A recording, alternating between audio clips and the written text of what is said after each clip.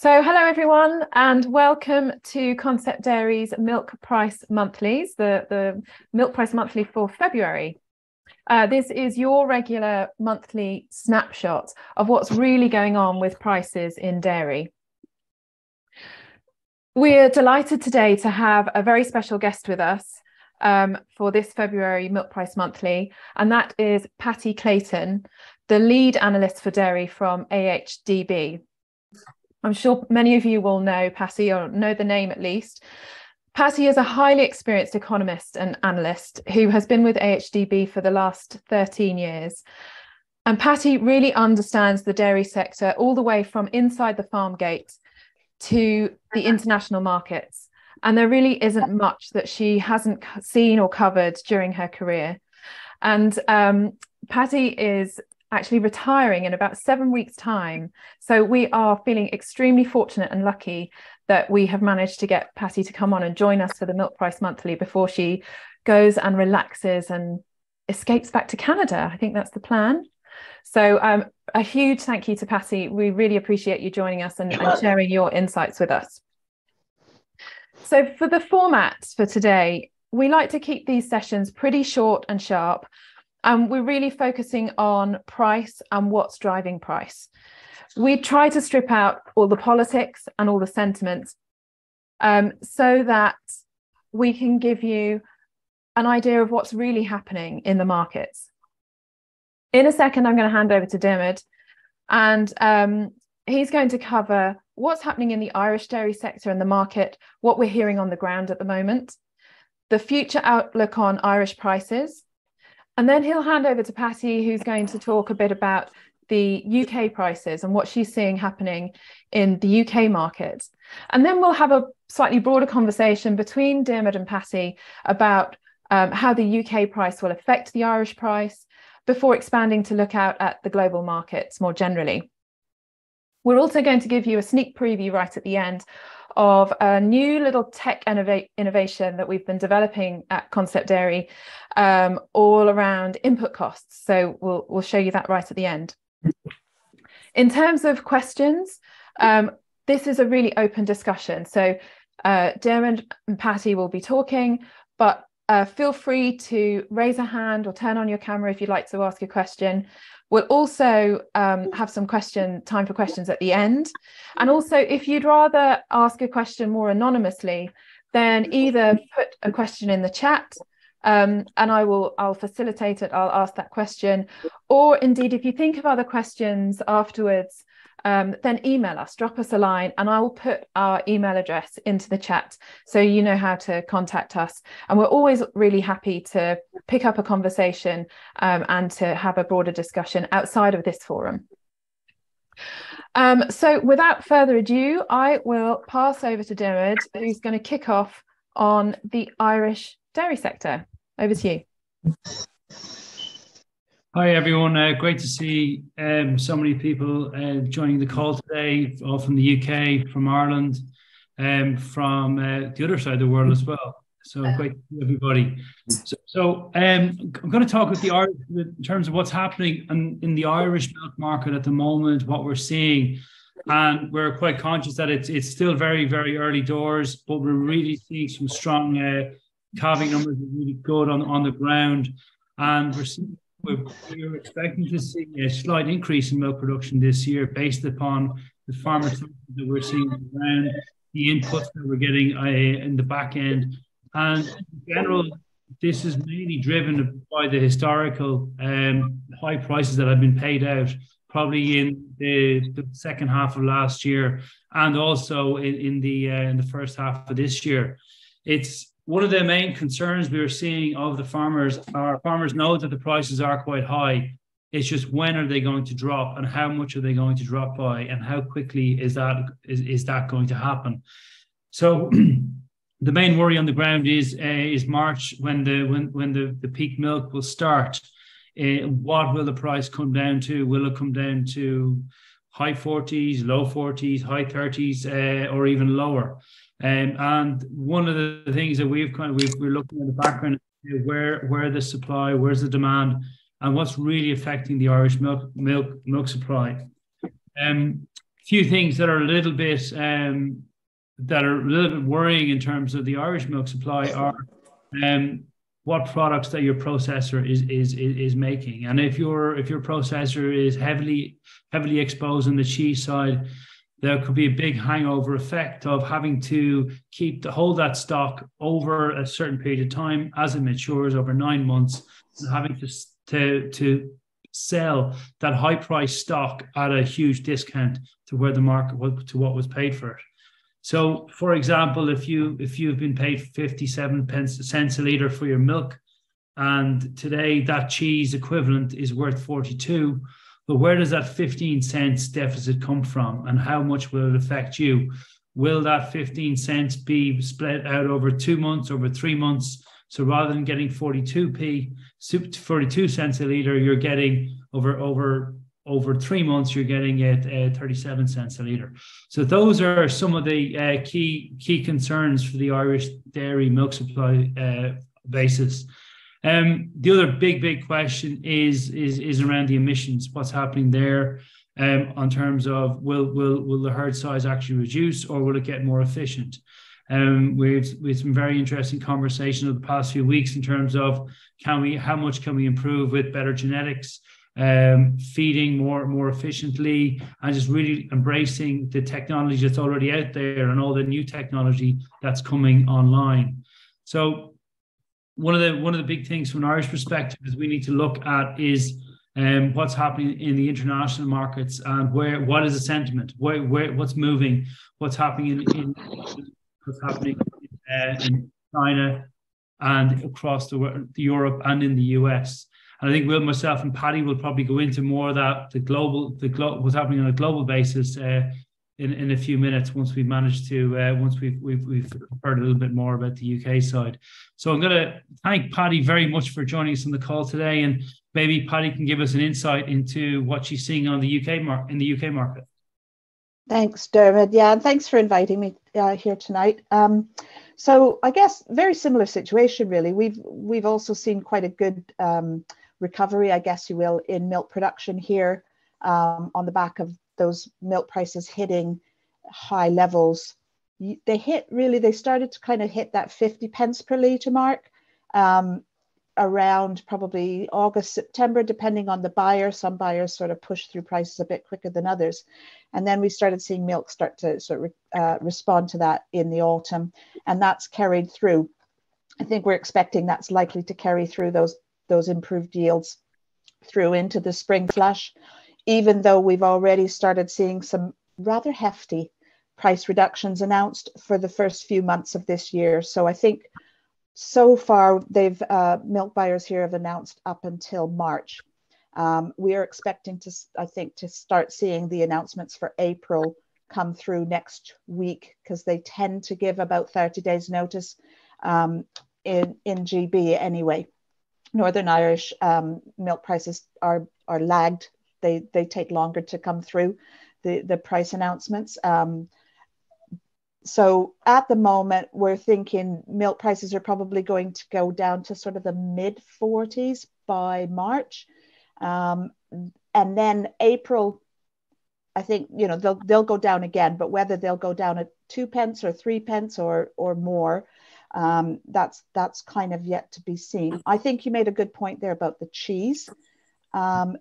Cheese manufacturers here had actually have paid really stable prices pretty much all through last year. They perhaps didn't react as quickly on the way up, but they were already perhaps higher than some of the liquid manufacturers. Yeah. And they've been really stable over the last few years. In any case, cheese tends to be more stable. But they're now facing that situation where they're seeing that pressure coming from the market, because they've got these stocks of cheese that were made, and then they laid down more stocks in the autumn when we had all that milk coming through that was perhaps a bit unexpected. And now those markets are softening and they're having to compete, but they're having to perhaps sell some of that cheese or even just clear out some of their older stock for financial year end in a market that's declining. So there is starting to be sort of that pressure in terms of the returns certainly aren't covering what they paid for the milk when they put the cheese down. So I think we might see cheese processors perhaps put through slightly larger price changes than we would normally see that go through. And I think, again, milk production is likely to stay up until the spring. Knowing prices are going down, I'm starting to think, I wonder if the farmers are going to start pulling back in terms of, we've got a growing number of farms who do autumn block calving. And I'm wondering how they're going to react, what their plans will be for the autumn. And really, there's possibly a risk there that we'll see a reduction, a response to these lower prices now in our back half of this year, which could turn the market again. It seems to be rather a seesaw of a market right now, doesn't it? Yeah, very much so. Very interesting. And I think I don't know, we've seen throughout the year in the UK in particular, there's a lot of competition for milk as well. We've seen probably a lot of milk suppliers looking to acquire new milk in the UK, and especially over the summer months when it was very, very dry, and a lot of the guys in Southwest are really struggling for getting supply. Yeah, and I think as well, on top of that, just that sort of short-term pressure in the summer when we did have those that hot, dry weather and the yields were low. We've actually had quite low yields and reducing production for an extended period of time, sort of almost on the back of COVID and uncertainty in the industry, labor shortages or difficulty in getting labor to expand, and then also just our new agricultural policy. It's not really been determined yet, and that's put a big sort of question mark over a lot of planning in agriculture in Britain, because they don't know what kind of support they're going to get, how they're going to access that, what it's going to do to their business. So the appetite to expand has been very, very limited. And actually, Jacqueline, if you put up that one slide I put, which shows the GB milk production and how it's changed year on year over the last couple of years, you can sort of see that long-term trend in declining milk production. And that really drove a lot of those price increases last year, because processors were really struggling to get the milk they needed. And we hadn't yet sort of got to that situation where consumers were starting to cut back because of the cost of living issues either. Yeah. And I think that's one of the things is the farmers, the milk processors in the UK really had to pay up to acquire that milk, or to encourage farmers to keep milking. I think that it's up now on the screen. Yeah. So that shows the GB market and sort of where production has the sort of year-on-year changes. And I guess this slide also kind of leads into the fact that, I suppose, what's almost underneath what's going on now with milk prices, in that you can see sort of September, October, November, December last year, we had that massive growth. Yeah. Part of that's because last year was really low. So you're going to get growth even if you're just back to sort of normal levels. But we did have quite a bit unexpected milk come through. And then when you look at what's expected globally over the first half of this year, that's what's driving the sentiment that we're seeing in the spot markets right now, is this expectation that we're going to have more milk, particularly from the Northern Hemisphere. I don't think there's any worry about the Southern Hemisphere this year. They've had a pretty bad start to this year, and then they've had pretty bad weather recently. So their milk production's down, but globally, we're still expected to see more milk come through in the first half, and it's affecting sentiment. And do you think that the UK milk production will be how much up overall year on year? Do you think we'll have it in 2023? 2023, I think we're expecting it to be about 0.3% up for the year. And most of that will be this first half of the year, where we've got these elevated yields. That was the forecast we did in December. And our kind of reasoning underneath that was that these higher milk prices sort of boosted yields, and those will most likely be maintained overall into the flush. And then decisions will start to be made about what to do for the next milk season, the April to March milk season. with the big price drops that we're seeing, the big announcements, I think they're probably spooking a few people. And so the second half, we think at best the yields will return to more long-term averages rather than those elevated yields. They may drop further if some of these price increases do really start to bite. Yeah, very interesting. And then so Ireland exports so much cheese into the UK every year. What do you think the effect of that would be on the Irish milk supply, and then not the supply, on the Irish milk price, really, from a cheese perspective? Yeah. So historically, Ireland would have sent a lot of cheddar over to the UK, and we are still a pretty major market for that. And although not exclusively, that cheese does tend to be sort of, I suppose, pushed more into the food service, the food manufacturing sector, as opposed to the retail consumer sector. And so I guess in a sense that if we've got cheesemakers who are now sort of thinking about, a bit more milk than they expected, a bit more stock than they'd expected, there will be that competition to sort of keep prices down. But I would think that they'll still stay sort of around a global average level, because the other thing that's happened in Ireland recently is investment in other processing, hasn't it? And more milk's going into other types of cheeses and other products. And they've done a really, really good job of expanding their market reach as well. So I suppose in a sense, maybe less dependent on the UK than they used to be. Yeah. But I think the rates of inflation, the lack of growth that's expected in the UK for 2023 in terms of economic growth will probably mean that we won't see a huge increase in demand at that food service level, because people are going to sort of be saving money. They're not going to be going out as much and eating in restaurants and cafes and such. And that would probably dampen import demand for that sort of product. And then if we've got more stock here, that also adds that extra competition, doesn't it? So there are those sort of pressures looming over that cheese sector, I think, domestically here.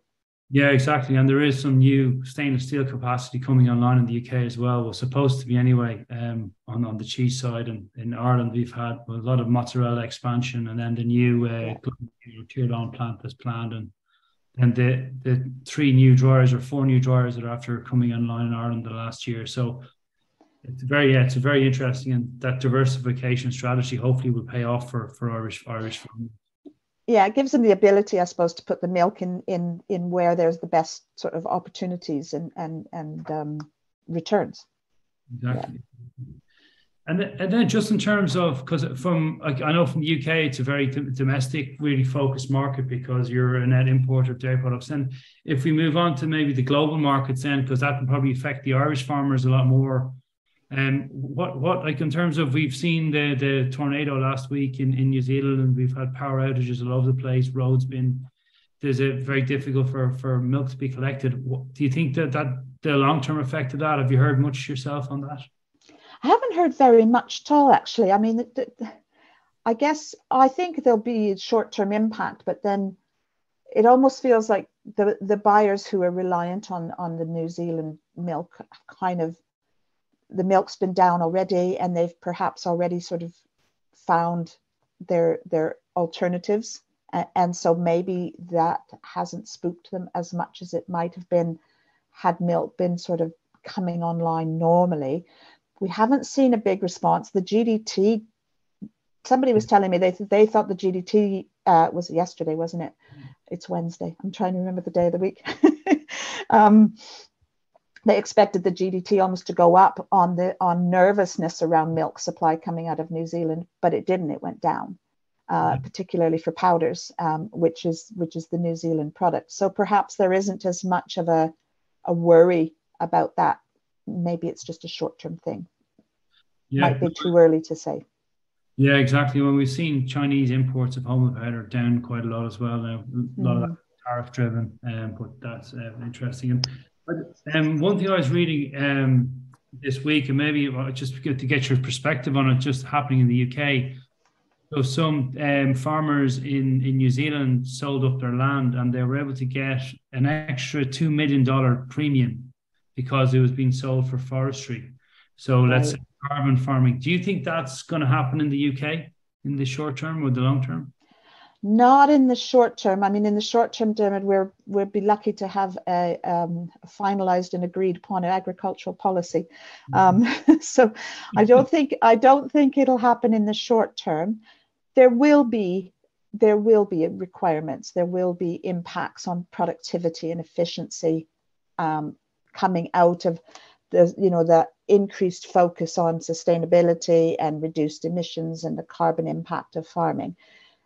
But whether it will lead to a change in, I think it would be a long-term thing, wouldn't it, in terms of a change in land use. Again, carbon credits are still relatively new, those markets, and there's still, I don't think there's enough sort of security and consistency across what's going on in Europe even, let alone in the UK, for there to be a big shift and for land to be grabbed in order to put it to trees to get the benefit of these carbon credits, because I'm not sure that they're valuable enough at this point. It's still such it's such a new market. Everything's popping up all over the place. There's no consistency. There's very little transparency around what the value of those carbon credits are going to be, and really how to even, whether it's a good move business-wise or not, to get involved in them. I know we're starting to look at what they're all about, just to kind of almost educate ourselves and our levy payers, and whether that's dairy farmers or arable farmers. And there's a lot to get your head around. So at the moment, we kind of say the best advice is to just hold off and wait and see how they kind of settle down. Right. Yeah, and brilliant. I think we're the same. We just have to figure out exactly what the rules are going to be around it. Yeah.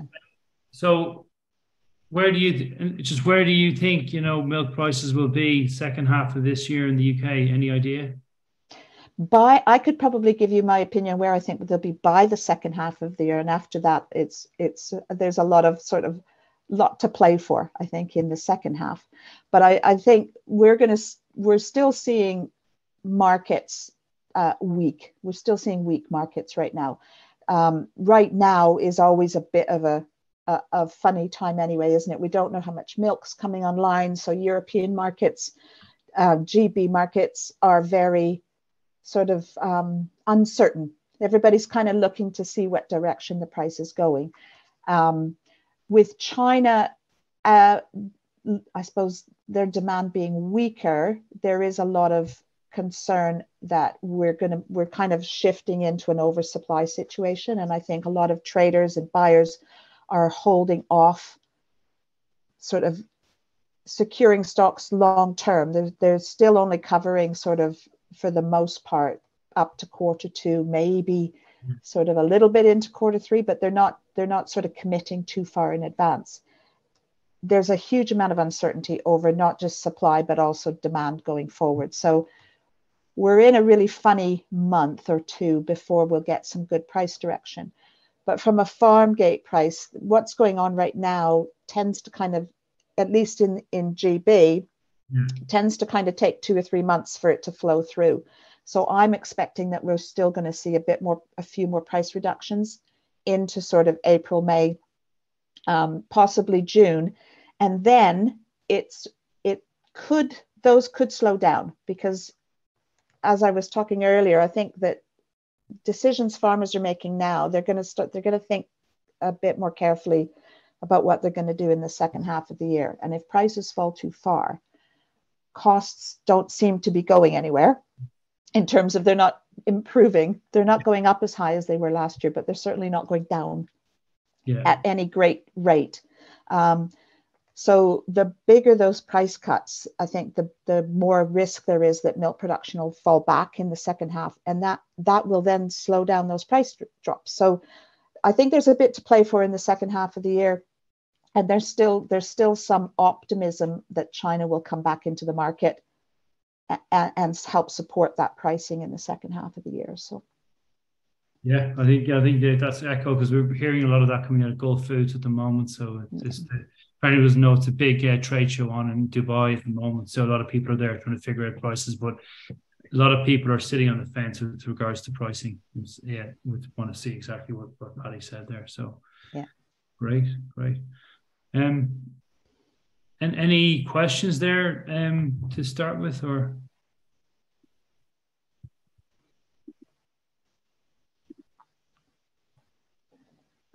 We have had a question messaged through, and it's to you, Diarmaid. The question is, why is the Concept Dairy app showing a lower price than Irish processors are currently paying? Yeah, great question. What we're seeing is our app shows what the market's actually returning today. And that's what if you're selling product out in the market, that's what you can get in terms of getting a milk price. So Irish farmers are very lucky that their milk processor are able to pay such a high price at the moment. What I'd be really nervous about is the March price, when the real milk volume starts to flow. How much will that price come down? And will it be 5 cents a litre, 10 cents a litre? They're the kind of numbers that we're seeing, maybe even more. And we just need to be aware of that. Whereas conversely, during the summer, our app was showing a much higher price. So when the processors were paying 52, we were at 60 cents a litre, and then even 55 cents a litre for this year out of the time. So the Concept Dairy app really shows what the market's actually returning at this point in time. So without any politics or anything like that involved within the milk setting process. Okay, thank you. I also have a question for Patty, just bearing in mind, Patty, that you are about to go off on your retirement. Lucky, although I'm sure there's been a lot of hard work gone in over the years. But I wondered, if you could now wave your magic wand as you exit AHDB and you go on to pastures new, what 3 changes would you create for the dairy sector? 3, right. I think one of them that I would particularly like to see, and it kind of almost links into the information that you guys are providing on the app, would be better price reporting of the value of dairy products. So we do like a phone survey once a month, and we talk to traders, we talk to manufacturers. We try to cover the buying side, the selling side, and the manufacturing side to get some indication of where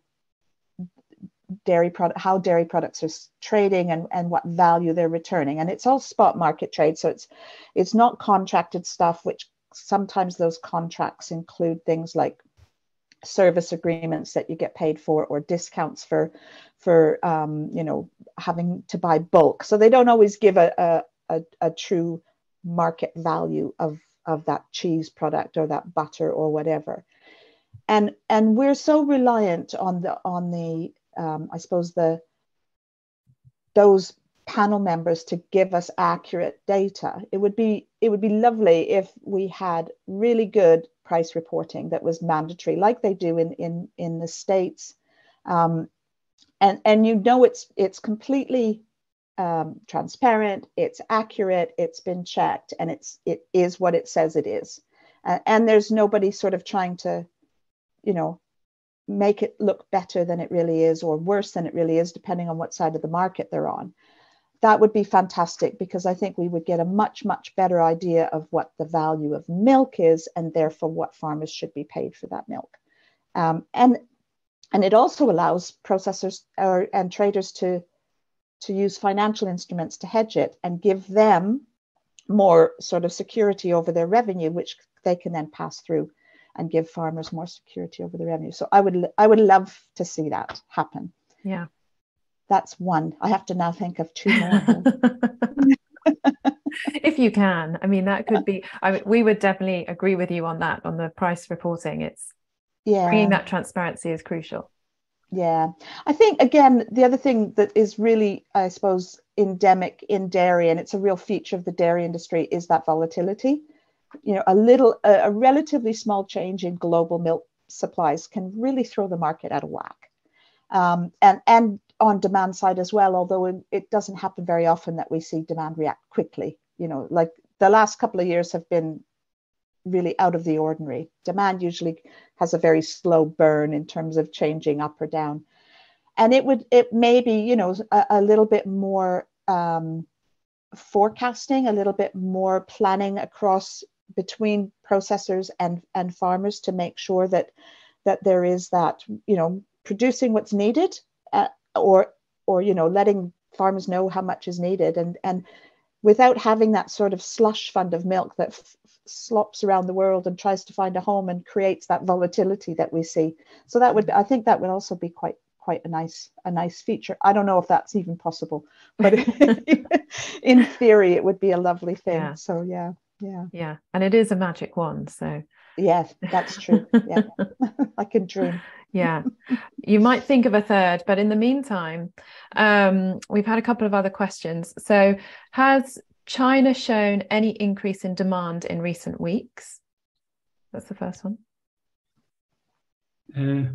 What we've seen with Chinese demand has actually gotten a lot more price sensitive in the last while, and we've seen, especially some import tariffs, and we haven't seen that the import numbers are actually quite far down for whole milk powder across November to December, January. But there's also a high level of stock there at the moment that was built up over the COVID crisis. So it's definitely there. As Patty said earlier on about the GDT expecting it to be up, but it was actually down. So that's the big question on China. But what we're hearing on the ground is China is really starting to open up its doors and going back to normal as quickly as possible. So I think we will see some more demand increasing, but it is a lot more price sensitive than it was in the past. I don't know, Patty, what would you feel?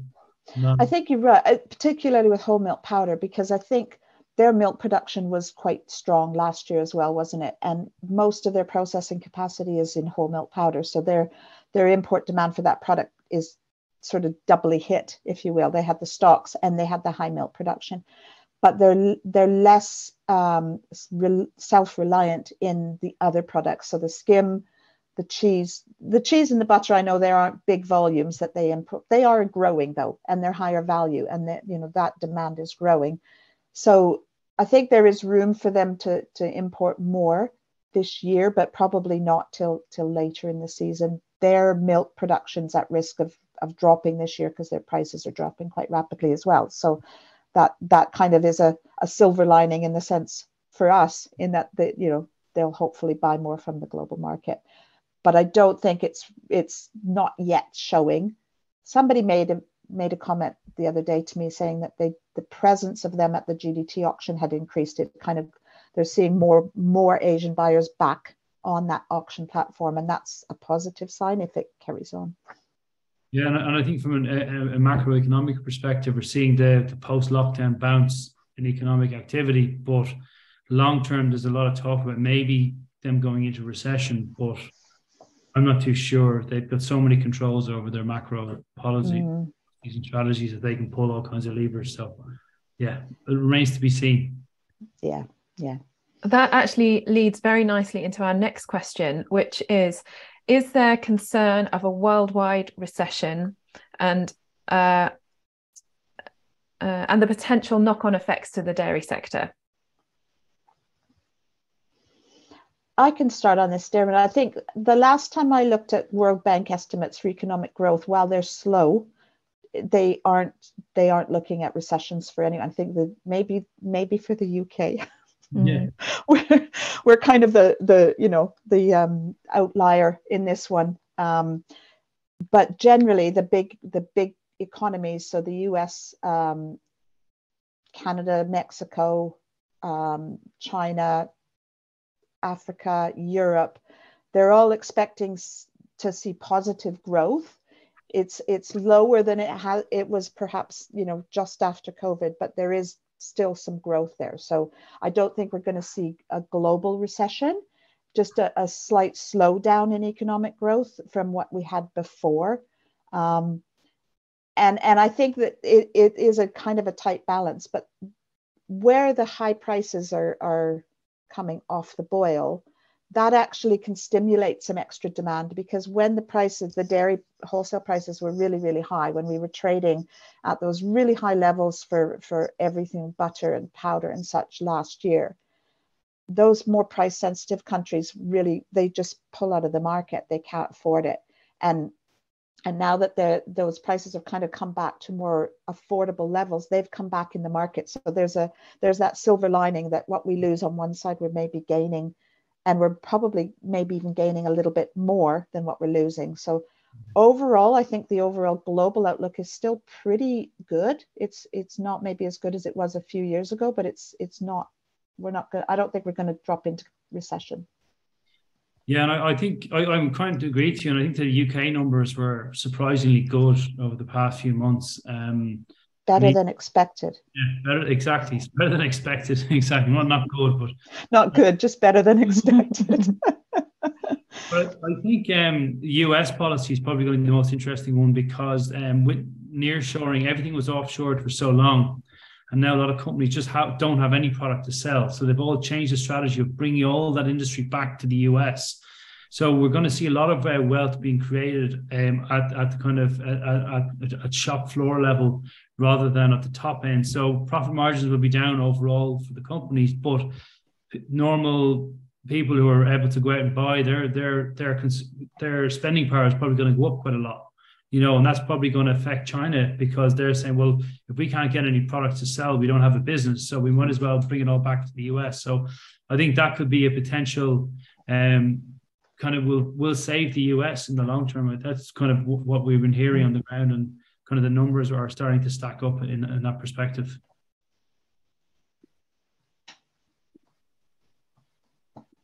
Okay. Do we have any other questions from the floor? Is there anyone else? If so, just turn on. I'll ask one if that's right. Jacqueline, it's James Hagan, Mole Valley. Hi, James. And the questions to Patty. I think, firstly, thank you for the work you've done at AHDB. I think the information is very clear and been very useful. So obviously you're leaving it in good condition, which is good. Main question really is, against the forecast on milk flow at the moment, obviously we're about 3% above last year, but we're running consistently over forecast as well. How much would we need? And obviously we're seeing milk price drop by anywhere from like 4, 6, 8 pence a litre. To get back, to get milk prices back over, so what, let's say 46 pence a litre, how much would we need to be against last year? That's a tough one, James, because it's not just our milk production that's going to affect the what ends up being the milk price. It's also what goes on in Europe and globally, because really our processors are still selling a lot into Europe. I know we have a trade deficit. I know that we're, overall, if you count everything in terms of milk equivalents, we're in deficit, we're a net importer. But we trade a lot with Europe, and the pricing that we end up having to sort of that settles down for our manufactured products is very much linked in with European pricing and then ultimately global pricing. So I think even if the UK reduced its milk production substantially to generate some of that competition for milk and processors having to pay a bit more, it would then put them at a disadvantage, because they'd struggle to sell their product on and make a return, that the cost would outweigh the market return. So I'm not sure that we can kind of estimate how much our milk production would have to be at to stabilize that price. No, quite. It highlights the problem, isn't it? So, is for farmers to reduce and hope that we're going to get a bit of milk price again and get that ratio right, then, there is so much out of our control. But whilst the milk price to feed price ratio is still above 1.2 to 1, yeah, it still pays to generate, doesn't it?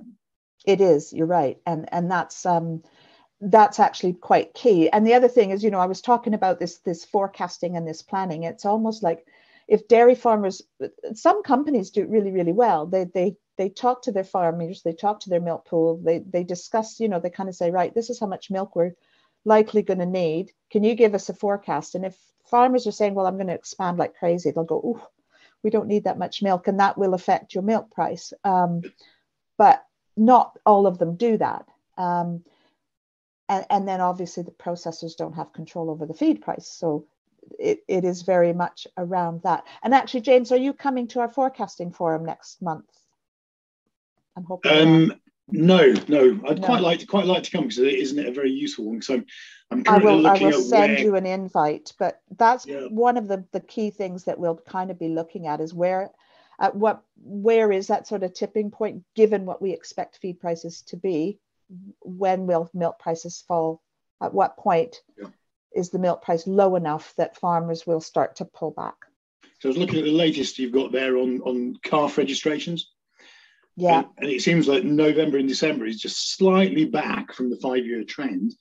And I do wonder whether a bit of heat stress last summer has knocked the calving pattern on a little bit, and whether we might see more cows coming in to sort of like into spring that would have otherwise calved in. So like November, possibly. December, January.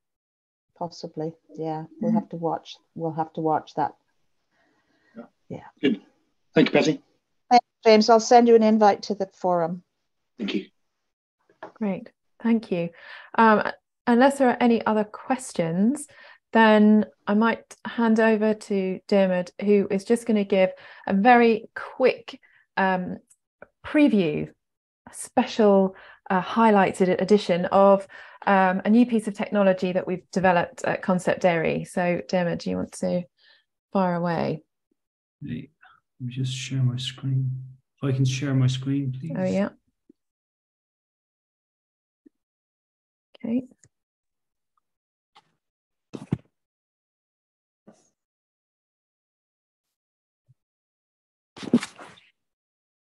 So while we've been out meeting a lot of farmers over the past 18 months, a lot of people had a concern that they want to be able to lock in margin and lock in the 3 Fs, as we call them, the feed, fuel, and fertilizer prices. So we've built the feed, fuel, and fertilizer prices into the app, and farmers will be able to see exactly what the forecast, what the real live market prices are for fertilizer prices in the market at any point in time, and then be able to go in and lock in these prices when they want to. So this is the fertilizer price page here, and the next one over will be the feed prices. So a farmer will be able to select what protein level they want to feed their animals at, and the curve will adjust itself in terms of what the prices will be into the future. We're going to add the straights in as well. So if farmers want to be able to just lock in individual straights, we'll be able to do that. And then the last one is the fuel prices. So looking at what's the curve at the moment for the future. This is for red diesel, and for the Irish farmers, this would be green diesel. So we're going to launch the Sterling UK version first, and then we'll be able to launch the Irish version shortly afterwards. And hopefully we will have some farmers looking at this every day and seeing exactly how will they be able to manage their margins into the future. So yeah, well, thank you very much for that, Jacqueline. Okay. Let me just stop that screen share. Thank you. Great. So I think that brings us to a close. If you do have any questions that you want to send through, I've put our email address into the chat, and always feel free to get in touch with us, because we're living and breathing milk prices day in, day out. So if you do have questions or things that you think of in the next couple of days, feel free to get in touch. It's hello@conceptdairy.com. And we're always really happy to talk to you. And otherwise, aside from that, tune in, come back to us for the next Milk Price Monthly. We always host them on the last Wednesday of every month at 7:30. We'll be pushing it out through all of our social media platforms as a reminder. But if you just think last Wednesday of the month, the Milk Price Monthly, get all your latest information on the milk price. And it's great to see you all. Thanks so much to all of you for joining us. And thank you very much, Patty, for joining us tonight, and best of luck with your retirement. Thank you very much. Thank you. Yeah, huge thanks. So it was really fantastic, really interesting conversation tonight.